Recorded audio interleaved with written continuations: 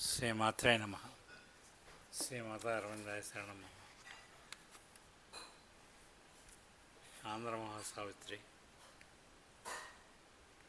అనుసృజన master sir వారి గత వరాన్ని కొనసాగింపుగా అన్వేషణ.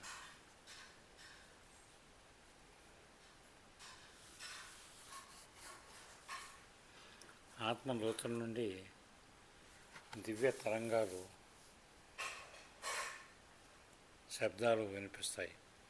కొందరు నిశ్చల మహాసాగరం వంటి శక్తులను వ్యక్తిపరం, ఆలోచనపరం చేసుకొని ఉన్నతాసనంలో పరమ తేజస్సును దర్శించగలుగుతారు. పరబ్రహ్మ సంకల్పానికి సన్నిహితులవుతారు. భూత భవిష్యత్ దృక్పథాలు అంచనా వేస్తారు. కొందరు రోదసి సాగరం నుండి వెలువడిన పక్షుల వలె అనంత తేజస్సులోకి ఎగిరి లయించిపోతారు. కొందరు నిర్వికారంగా విశ్వనృత్యాన్ని వీక్షిస్తారు. ప్రపంచం పట్ల అయిష్టంతోనే ప్రపంచానికి సహాయపడతారు. కొందరు ఆత్మలో ఐక్యమైపోయి ఏదీ గమనించరు. ఆత్మ వెనుతిరిగిరాని సమాధి స్థితిని చేరుకుంటారు. వారికి అతీంద్రియ శక్తులేవి లభ్యం కావు. వారికి జన్మబంధాలు, మానవ సంబంధాలు ఉండవు. కొందరు ఒంటరిగా నిర్గుణ స్థితిని చేరుకోగలరు. ఒక సూర్యకిరణం నీడలో ప్రసరించినట్లు ఆ సువర్ణకాంత సర్వాలంకృత రథంపై తపో కేంద్రాలైన ఆశ్రమ భూములు చేరుతారు. అసుర సంధ్య వేళ ఆశ్రమాలకు మరలి వెళ్ళే ఆలమందలతో దారులు ధూళి దూసరాలుతాయి. మండు టెండలో క్రమంగా జారి చల్లబడ్డాయి. ఒకానొక ప్రశాంతత తపోవనంలో చేరి ఆమె ఆశ్రమంలోని సహజ నైర్మల్యాన్ని ఆచ్ఛాదనగా చేసుకొని ఆమె విశ్రమించింది. సింహాలు, కపిల గోవులు చెలిమి చేశాయి. నదీ తీరాలపై చెట్లు ఆరాధించసాగాయి. ఎటు చూచిన పవిత్ర దేవాలయాల ప్రశాంతత. అవి ఆమె రథచక్రాల వేగాన్ని తగ్గించాయి. ఆ పవిత్ర ప్రదేశంలో మనస్సు ప్రాచీన ప్రశాంత స్థితులను జ్ఞాపకం చేసుకుంటుంది. కాలంలో లయించిన శబ్దాలను హృదయం వినగలుగుతుంది. అక్కడ తాపసోత్తమల సంపూర్ణ స్వేచ్ఛ వారి ఆత్మలపై చరముద్రలు మిగిల్చింది.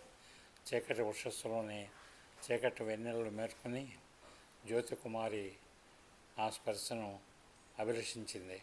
మత్తుగా మూతపడిన కనురెప్పలలోని ఔన్నత్యం, అనంత ప్రశాంతత మైత్రిని అనుభవించింది. ఆమె అన్వేషణకు జ్ఞాపకంగా సూర్యోదయమైంది. తానున్న చిరు ఆసనం నుండి ఆమె లేచి అసంపూర్ణ కార్యనిర్వహణకు పూనుకున్నది. నిశ్శబ్దంగా ఉన్న దేవుళ్లను వాంఛను ప్రశ్నించినట్లు, ఒక నక్షత్రం అనంత విశ్వంలోకి జారిపోయినట్లు ఆమె తన జీవన విధి వలయాల్ని అనుసరించింది. అక్కడ మహా ఏకాంత ప్రదేశాలను చేరింది. అక్కడ మనిషి మానవతారంగం నిమిత్త మాత్రమే. అక్కడ మనిషి విశాల ప్రకృతిలో ఒంటరిగా జీవిస్తాడు. అద్భుత శక్తులను స్వాధీనం చేసుకోవటానికై యత్నిస్తాడు. కానీ ప్రపంచ సుఖ సంపదలతో మునిగిపోయి తన అనంతతత్వాన్ని, గమ్యాన్ని మర్చిపోతాడు. ఆమె భూప్రపంచమే కొత్త అందాలను చూపిస్తుంది. దూరం నుండి అదృశ్యవాణి ఆమెను సంభావించింది. పర్వత సానువులు, తమలో నెలకొన్న ప్రశాంతత, అరణ్యాలు, తాము వినిపించే గీతాలాపనలు ఆమెకు దివ్య ద్వారాలను తెరిచినట్లయింది. స్వాప్నిక సీమల్లో నిస్తబ్ద ప్రకృతిలో కాంతిహీనమైపోతున్న సాయంత్రన మృత్యుశయ్య, చీకట్లు ముసురుతున్న ఆకాశపు ఆకర్షణ ఆమె యుగసంధి క్రీనేడ్లో విశ్రమించింది. ఆకాశ సోపానాలపై అన్వేషిస్తున్నట్టు పర్వత శిఖరాలు తలెత్తి చూడసాగాయి. నిర్జన మరుభూముల్లో సంచరించసాగింది. అవి స్వర్గంలో నిద్రలో విశ్రమిస్తున్న శిఖరాలు. అవి చంద్రకాంతిలో పరాకాస్తున్న శిఖరాలు. ఆమె నిర్జనారణ్యంలో ఏకాంతంగా పయనించి పక్షుల కలవరాన్ని వినసాగింది. నిశ్చల కాంతితో నిస్తబ్దంగా ఉన్న క్షేత్రాల్లో మెరుస్తున్న మెలికలు తిరిగిన సర్ప మార్గాన్ని అనుసరించింది. ఎక్కడా నరసంచారము, పశు సంచారము లేని సుందరారణ్య దుర్గమ సీమలను చేరుకున్నది. ఎండి బేట్లో వారిన ఇసుక నేలను దాటి క్రూర మృగాల మధ్య నిశి విజ్ఞాపనలు వినగలిగింది. ఆమె విద్యుక్త అన్వేషణ కొనసాగించింది. తనకై నిర్దేశించిన ఒక వ్యక్తి కనిపించలేదు.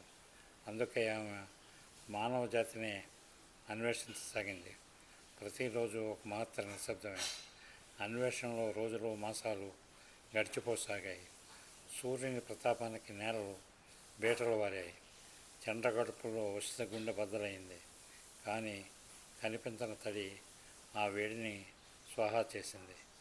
శైత్య పవనాలు లేక ఆకాశం ఎర్రబారింది. స్వస్తి. శ్రీమాతారవిందాయ శరణమమ్మ. హరి ఓం తత్సత్.